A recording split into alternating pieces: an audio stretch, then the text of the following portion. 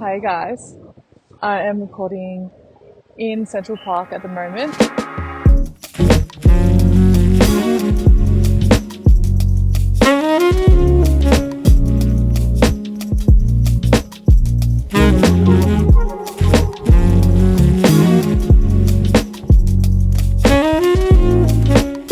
I was saying to Charles that I just like randomly feel very emotional. I don't know why I feel like I can cry. Some things that I like learnt or achieved in 2024.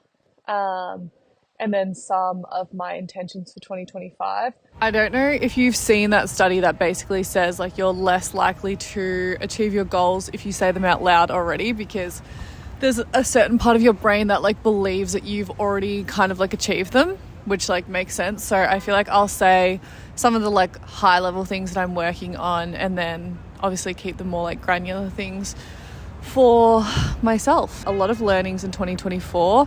I had my first year, like full year living in New York City, which is pretty insane.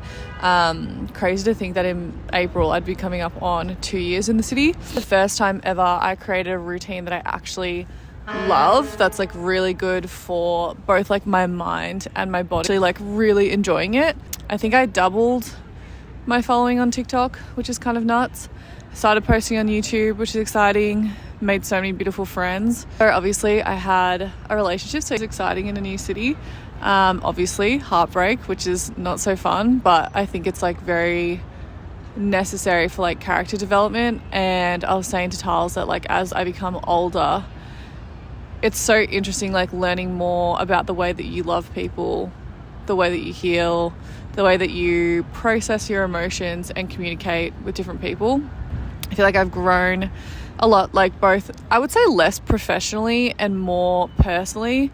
I believe, I'll have to check the numbers with Tiles if you know, she manages my finances. But I would say this year was definitely more of a heavy focus on like personal growth, cementing myself in the city because I do want to live here for the foreseeable future. It is like very difficult to film in New York when you're a single female and watch all of the time, like in terms of like your safety when you're by yourself. So it is like definitely a little bit harder when I don't have Tiles here, but obviously I'm trying to do my personal reflection by myself. It's like a good time to consolidate like how I've been feeling. And also I love eating out like by myself and getting coffee by myself. I feel like I'm definitely tend to be more introverted, so I feel like I recharge by like being alone. I feel like one of the biggest things when you are setting goals is to make them very like achievable. I think if you have goals that are like too broad, so for example when people like get fit, it's like, okay, well like what does that actually mean to you? Like does that mean that you like can run really far? Does that mean that you can lift really heavy? Does that mean that you're a certain size, or you have certain measurements, or you weigh a certain amount, or what does it actually mean? So I'm gonna share basically how I set my goals and how I work backwards. 4 really big goals, and these like big, hairy, audacious goals, right? These are long term, so this is like the year. So I have a financial goal of how much money I wanna make. I have a TikTok goal of how many TikTok followers I want to get, and that's like related to the financial part. I have a business goal, like job business goal, and then also a 26-year-old self goal. As I said before, I really don't believe in sharing your goals because I think you almost get the satisfaction of people being like, oh, that's such a good goal, like, and you get the dopamine hit when you haven't even achieved anything. But I'm going to break down an example goal so that you can kind of see how I am able to hit it, or like how I'm planning on hitting it. So one of my goals under 26-year-old self is to become a more sustainable version of myself. And when I say that, I genuinely think like my whole life I have been inconsistent in everything that I do apart from my career. Like that's the only thing that I've like really always been like hustling on. Like my fitness, for example, like I'll just like go really hard for like 3 months and then like be like, oh, I can't be bothered anymore. Or had a morning routine of like journaling every single morning. I would do that for a few months and then like stop, or a few weeks. Written some Q1 goals. So basically take your big long-term goal and then break it up into Q1, 2, 3, 4. I do it as I go. So for example, I'll do Q1, then when the end of Q1 is coming, I'll do Q2, da da da da da. It's like reverse engineering your goal. If your goal is up here and you're starting here, it's like Q1, 2, 3, and then by 4, you should be like aligned with your long-term goal. Because I think it's way too hard and too overwhelming when people try and do everything all at once. and say like, I need to clean my room every single day for a year, if you break a promise to yourself, like if you don't clean it that one day, then in your head you're like, oh well, I've already ruined the whole year. Whereas if you're doing Q1 goals, it seems so much more attainable. And then further from that, I break them down into daily goals. So things I can do daily that will contribute to the Q1, which contributes to hitting the long-term goal, if that makes sense. Or like daily / weekly, I've done move your body 5 times per week, so 5 out of 7 days. And when I say move, I don't mean like go for a walk. I mean like it's either like a run, it's going to the gym, it's a class pass, like it's a core power workout, like whatever it is. Like 5 times a week is so achievable. At the moment I'm doing like 5 to 6, so like I know that I am able to do that. Previously I probably would have been like, oh my god, that's so much and so annoying. But I think as well, getting into running this year, it's very easy to just be like, okay, let's just go run like 5Ks or let's just go run 10Ks. It takes like no time at all. You can do it anywhere in the world. Be more helpful around the house.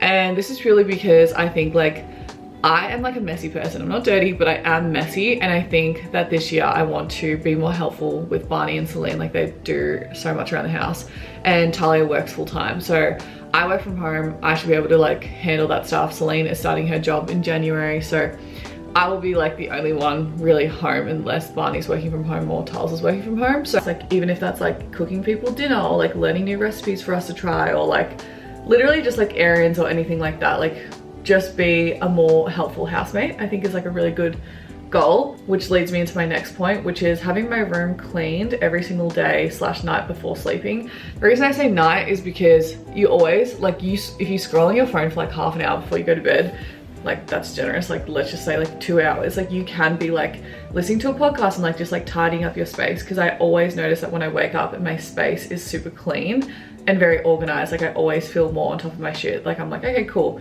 I can wake up, make my bed. I make my bed every morning anyway, but like let's just say make my bed, and then I can start journaling in like a clean space and have a very clear mind about like what I'm going to do. And that leads me into my next point, which is journal every day. So I have this journal from what's it called? Inside Then Out, and it's called Better Every Day. So for example, today it says like, what is your mission? And then like tomorrow's is like, imagine a movie about your life, who would play you, what would the movie be about? Next one is like, what do you want to be known for? But I would say that's like daily habits that flow into hitting your long-term goal of being sustainable. And what I'm going to do is every single Sunday is basically do a weekly check-in / reset, where I basically will go, okay, I wanted to move my body 5 times a week. I wanted to journal and have my room clean and be more helpful around the house. Like, did I tick that this week? And you can just be like, yes, yes, yes. Great, that's 1 week. You do it again, 2 weeks, 3 weeks, 4 weeks, until you've actually hit, you know, that month. And then 3 months later, you've hit all of the Q1 goals that you've tried to hit. This took me a while to work out, but I think even just like setting some real top line level goals, like not heaps of them, maybe like 4, and then just like working backwards into the Q1, 2, 3, 4, working backwards into the monthly, and then working backwards until the daily, so that it all like is very cohesive. And this might take you a while to do, because you don't want to like set like daily goals of like 50 things you have to complete. Like I think for me this is really easy to be like, you're gonna go to the gym, you're gonna journal, and you're gonna just be helpful around the house. Like those are only 3 things that you need to focus on to hit, you know, the long-term goal of XYZ.